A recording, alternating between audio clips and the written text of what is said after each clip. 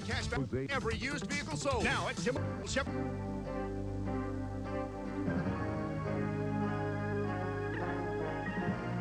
Now, the most comprehensive news coverage for the Santa Clara Valley. KNTV News at 6.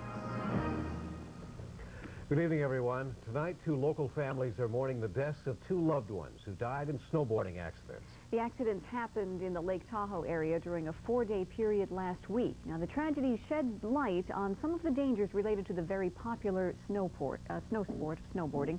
Daniel Garza is in the newsroom now. He has more on the story. Dan? Maggie, the 2 separate snowboarding accidents happened at the Homewood Ski Resort in Lake Tahoe. A 22-year-old Santa Cruz man was killed, as was a 15-year-old boy from Portola Valley. Snowboarding has become the most popular sport to hit the ski slopes in recent memory. I've never surfed before. I've heard that in powder it's a lot like surfing. Snowboarding was one of Christopher Zeider's passions. It was a passion that ended the life of the 15-year-old Portola Valley boy last Wednesday. He was an expert skier who had taken up snowboarding more than a year ago. Christopher was riding the snowboard he had gotten for Christmas when he hit a tree. Knocked him out, and he fell. Instead of falling backwards or sideways, he fell forward. He's still alive, but unconscious, according to the coroner, and suffocated. And there was nobody that saw him and picked him up. Last Saturday, 22-year-old Isaac Goodkin was also killed snowboarding at Homewood, but he reportedly fell into a deep pocket of fresh powder and was unable to free himself. Inherent dangers of snowboarding. That is, you cannot quickly release yourself from the snowboard if you get into trouble. Snowboarders say quick-release bindings would make it impossible to do the kind of maneuvers that make the sport challenging in the first place. The way I think of it is if I'm going, 45 miles an hour and I fall, I'd rather have my legs strapped right next to each other than flailing, going right and left, releasing from a binding and my legs having one more thing that can hit me in the head. Part of the whole dynamics, I think, of snowboards are not yet understood. But I'll tell you, I can see why they love it. It's a tremendous feeling compared to skiing of acceleration and just grace and motion. I'm very impressed by how much he liked it. And so I'm sort of, I just don't know. Says he's not ready to crusade against snowboarding. He says his son was apparently inbounds on a well-traveled trail when he was knocked unconscious. It was just a tragic accident, he says, and nevertheless, he hopes his son's death will promote more discussion about snowboarding and to hopefully make the sport safer. Doug, Maggie? Danny, any discussion among ski resort owners about what they may try to do to make the trails safer? No discussion as I've heard yet. Mr. Zeider suggested that perhaps they close off certain areas of ski runs to snowboarders, especially if there happens to be a lot of soft snow, a lot of fresh snow. And when you get down into those deep pockets of snow, it's really hard to get out if you can't get out of your bindings on a snowboard. Okay, thank you, Dan. Last night made for conditions this morning that Bay Area commuters aren't used to. It's called black ice, and as Tina Plaza now reports, it caused a tragedy in one case and a lot of headaches in others. It was the first day back from the holidays, and this is what greeted commuters traveling from Santa Cruz to San Jose on Highway 17 this morning. Traffic stretching for miles, winding around the mountain, moving at a snail's pace. It's awful. I mean, I have no idea what's going on, really. I've just been in my car, and I know it's just because of ice, but they haven't had much of it about it on the news or anything. The temperature dipped down to the freezing level overnight, creating black ice on some Bay Area roads, something commuters are obviously not used to. There was a 10-car pileup in San Jose, and a 3-car collision on Highway 17 claimed the life of one person late last night. A woman lost control on the black ice and crossed into the opposing lanes and took another car out head-on. The California Highway Patrol closed down one of the lanes on Highway 17 and didn't reopen it until about 10 this morning. Officials were waiting for the ice to melt as commuters' tempers boiled this morning. Been here since 6:45. We got to go all the way to Walnut Creek, which is another 2 hours, and I work at noon. It's just the first day back, the first of the year. You want to clean out your desk and get rid of old messages and start fresh, and this isn't starting fresh at all. The forecast does not call for freezing temperatures tonight, but it does call for rain, and that's another hazard commuters here on Highway 17 might have to face tomorrow. In the Santa Cruz Mountains, Tina Plaza, KNTV, the San Jose News Channel. identified as the man who died in the accident today. The Santa Clara Valley Water District says so far, despite all the freezing weather, there haven't been any reports of freezing water pipes and pipe damage. 2 years ago, you recall the Santa Clara Valley was hit by sub-freezing temperatures, causing significant damage to home water pipes throughout the valley. The Water District says we could still very well be hit with the colder temperatures, and they say it might be a good idea to take some precautions. They recommend that you cover any exposed outdoor pipes with insulation tape, towels, or blankets. But the weather was still bad enough to force thousands of San Jose school kids to stay home today. The recent storms damaged the main power switcher at Independence High School, forcing officials to extend winter break another day for the 4,200 students. A power outage also cut the day short for students at Willow Glen High School and nearby Markham Middle School. All three schools should have power tomorrow, so plan on ending your extended vacation today. So will it be as cold tonight, and when will the rain return? Steve Schill will just a little bit later in this newscast, and he'll have all the answers. County prosecutors want to try a 17-year-old teenager as an adult in connection with the stabbing death of a young San Jose man. In the meantime, San Jose police are questioning the 911 dispatcher who took the initial phone call about the disturbance that turned deadly. Beth Willon has a story. San Jose police are continuing to investigate a 911 dispatcher who last week took a call from a woman who thought someone was breaking into her apartment. The disturbance ended in the brutal stabbing death of 20-year-old Robert Barboza. Police arrived 45 minutes after the first call. Police say the dispatcher downgraded the priority of the calls, waiting until 2 squad cars were available to send instead of calling an extra unit like she should have. If it comes to pass that we are able to determine that she, in fact, did not follow procedure, then there will more than likely be some kind of disciplinary action taken, but I would not go as far as to say that she would be terminated. Police say when the original 911 phone call came in, it was busy in northeast San Jose, that police were responding to 13 other calls. We feel that procedure was not necessarily followed. That there's a procedure that has to be followed, and we don't feel that it was. In the meantime, the criminal investigation of the murder is continuing. The district attorney's office wants to try the 17-year-old suspected of Barboza's murder as an adult. When we have a murder case, a situation like we have here, with a person over the age of 16, in those circumstances, it's normally our procedure that we would try that individual as an adult. 19-year-old Adriana Flamonte last week called 911 when her on-again, off-again boyfriend, the late Robert Barboza, allegedly tried to break into her apartment. Flamonte's new 17-year-old boyfriend was in the apartment with her. Police believe the teenager called 8 friends.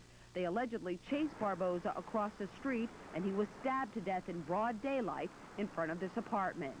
Beth Willon, KNTV, the San Jose News Channel. A January 14th hearing is scheduled for the teenager to determine if he is fit to be tried as an adult. San Jose police officers hit the streets with an known as OC spray, and it replaces mace.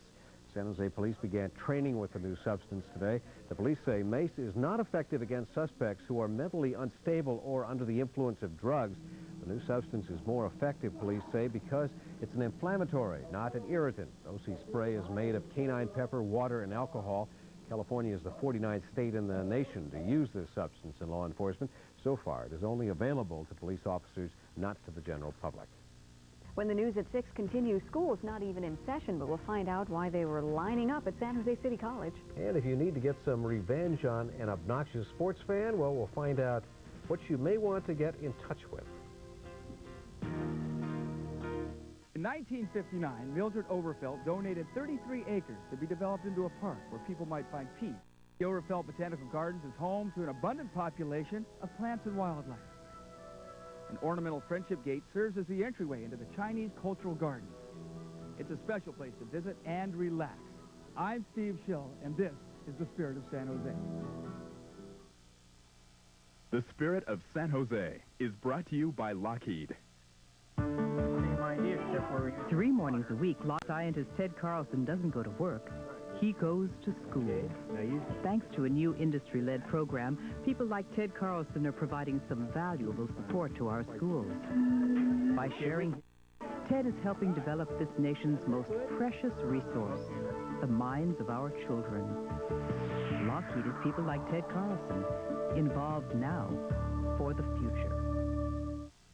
From arugula to eggplant, Phil Cosentino chooses the best every day. Cosentinos, where the finest ingredients bring the greatest pleasure. We've been around since 1875, and although our cars change, one thing that will never change, and that's our commitment to our customers. That's the Normandy tradition. To celebrate the new year, Normandy Chrysler Plymouth is having a sell-a-thon on Plymouth Voyagers and Grand Voyagers. We currently have over 100 in stock. 93 Plymouth Voyagers as low as $12,988. 93 Grand Voyagers as low as $15,345. Or lease for $0 down and only $279 a month. Great deals await you at Normandy Chrysler Plymouth on the Capitol Expressway. Great deals await you at Normandy Chrysler Plymouth on the Capitol Expressway, San Jose. Music, theater, dance, magic, color, and excitement. The best entertainment value in town is going on now. The Downtown Art Series brings you live entertainment for about the cost of a movie. It's all happening at the Stage in downtown San Jose. Call 408-283-7142. A sign of the educational times this morning at San Jose City College. Dozens of students endured those freezing temperatures as they camped out last night. They were there to register for the spring semester.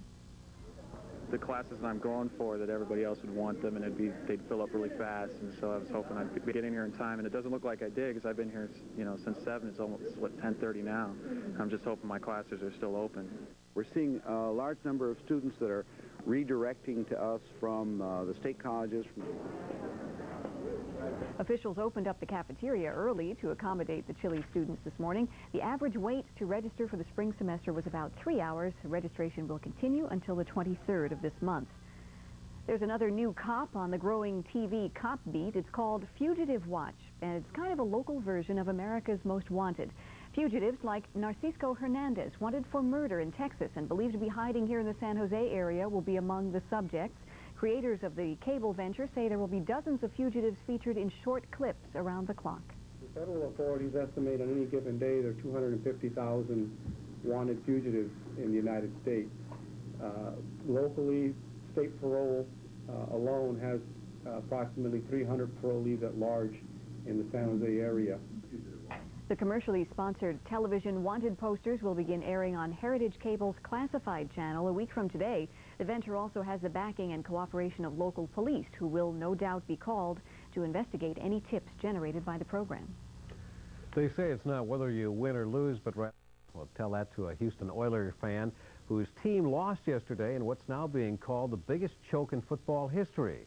What could be worse than that, you say? Rob Flatabo has the answer. There are moments in sports history that are better left off the highlight reel, perhaps because they're just a little too painful. Little roller up along first, behind the bag, it gets through Buckner. Much as Red Sox fan Paul Sanford will never forget how Bill Buckner blew the '86 World Series, and now he's making sure you don't either. I'm looking at this as a kind of therapy, and I feel like there's only so much misery in the world. There's only so much humiliation. And if I can make somebody else feel bad, then maybe I'll feel a little better about my problems with my team. The Sports Nightmare Reminder Service is just that. For a nominal law school financing fee, this tormented, some say demented man will remind a fellow fan by mail of his or her team's darkest day. Everybody knows an annoying fan, somebody who gets on your nerves, and this is just a small, simple way to get back. And I think vengeance sometimes is a marginally healthy thing. The Red Sox, Sanford reminds one fan, also traded Babe Ruth way back when, and some Cubs fans got a Christmas card this year reminding them of how long it's been between pennants. Soon, Sanford will be writing about the Indians, the Vikings, maybe, heaven forbid, the Sharks. And you have to have experienced it to understand it, and that's how intuitively I knew that the idea would fly, because there are millions of us. And for every winner, there's a loser. But those who've lost more than their fair share will tell you it's not just how you play the game. It gets through Buckner! Just ask Bill Buckner. In Felton, Rob Flatabo, KNTV, the San Jose News Channel. So far, Sanford's Nightmare newsletter goes out to Cubs and Red Sox fans only, but he says he's seriously considering an all-San Jose Sports Nightmare reminder as well. We'll keep you posted on that. Gee, something to look forward to. Rick Chavez coming up next with sports. He'll have a preview of Saturday's big contest between the 49ers and the Redskins. Washington comes to Candlestick on a mission. They're in the hunt for back-to-back Super Bowl victories, but the Niners will have a say in the matter. Sports coming up next.